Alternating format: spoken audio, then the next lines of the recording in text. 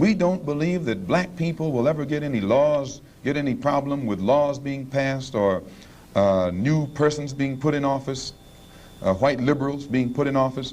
There is nothing that the white man will ever do to bring about true, sincere citizenship or civil rights recognition for black people in this country. Nothing will they ever do. They will always talk it, but they won't practice it. And with the Supreme Court, if the NAACP can tell me that they want a desegregation decision for me 10 years ago, but yet the schools haven't been desegregated, as I say, this is a victory with no victory. It's a victory that you can talk about, but it's a victory you can't show me. So if you represent the NAACP and you are telling me about this great victory you won for me, when I look at you, I have to conclude that either you have been duped yourself or else you are trying to dupe me. And in most instances where the civil rights struggle is involved, there is no civil rights leader can point to me one concrete gain, practical gain, that black people have made in the civil rights field in this country, not only during the past 10 years, but during the past 100 years. So this just shows you the hypocrisy of the American white man. They talk out of both sides of their mouth. And for this reason, I'm not too familiar with politics, period, only that in the sense that white politicians have usually been very hypocritical where the so-called Negroes are concerned. So I'm a bit disenchanted with politicians and politics. The Freedom Now Party, from what I understand, is headed by a man named, a lawyer named Conrad Lynn. I know him, he probably means well.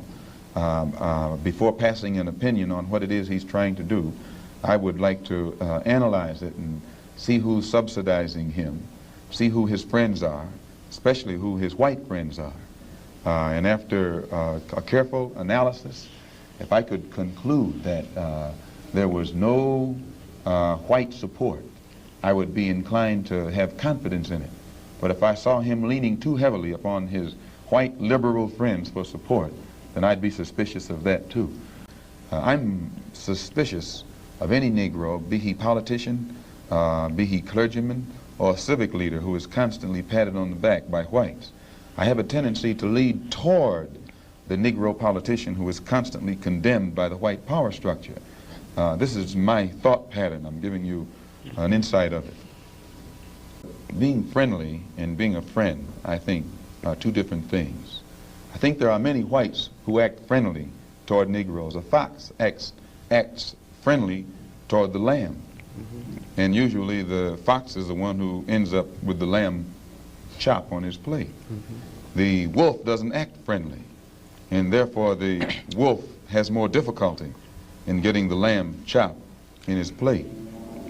I'd like to point out, though, that... And I say that because it is usually if you study the structure of the Negro community, economically, politically, civically, psychologically, and otherwise, it's controlled by the white liberal, who usually poses as the friend of the Negro, who actually differs from the white conservative in the same way that the fox differs from the wolf. Their appetite is the same. Their motives are the same. It's only their mannerisms and methods that differ. I would agree that no doubt there have been a large number of whites who have posed as liberals and as friends of the Negro and who have time and again betrayed the Negro.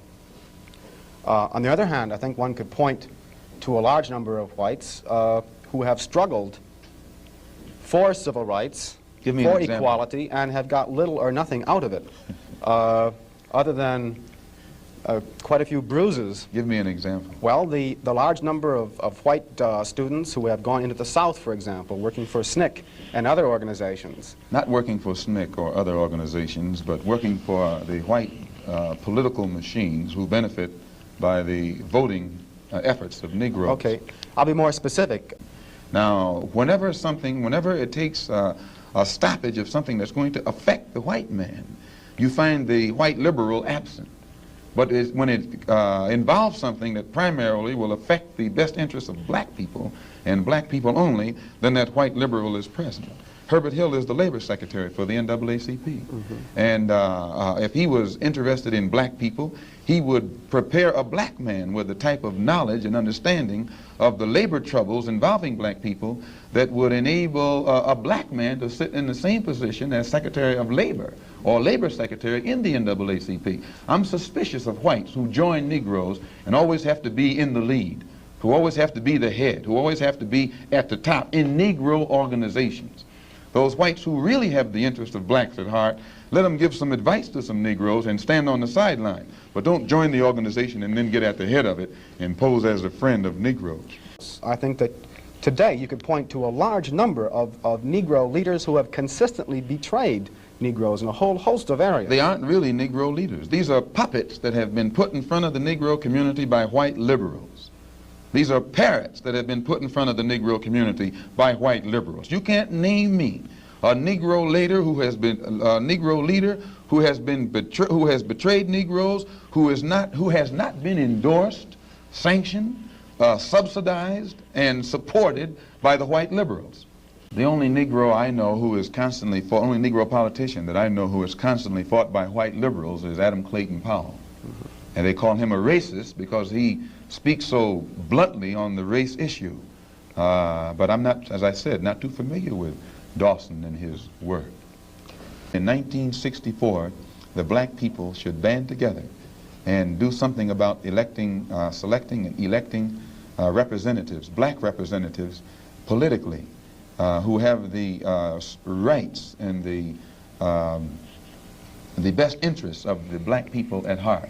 And that we should also unite together and sweep out of office all of the black political puppets who are used by the white power structure to continue white supremacy in our communities.